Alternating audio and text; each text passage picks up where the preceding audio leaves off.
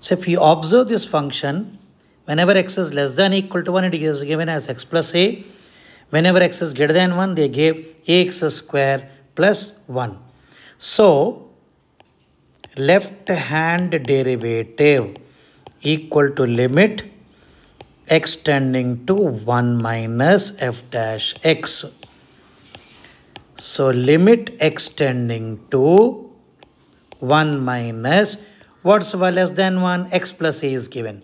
Derivative of x plus a is 1 plus 0, which is equal to 1.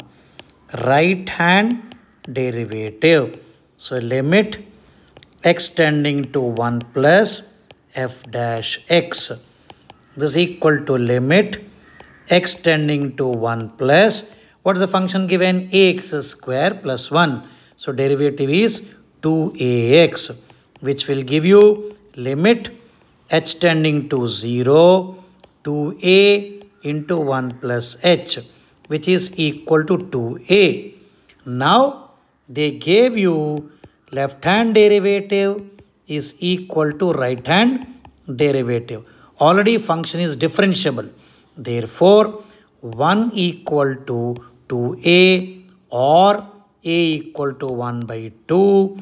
Function f of x is differentiable at x equal to 1 when a equal to 1 by 2. I repeat once again, left hand derivative is equal to right hand derivative. We equated it 1 equal to 2a, so a equal to 1 by 2. So a function is differentiable at x equal to 1 when a equal to 1 by 2.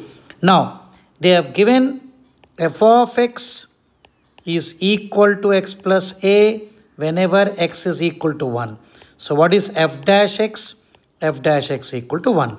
Therefore, left hand derivative is equal to right hand derivative is equal to f dash 1, which is equal to 1. Therefore, a equal to 1 by 2 function is already given differentiable.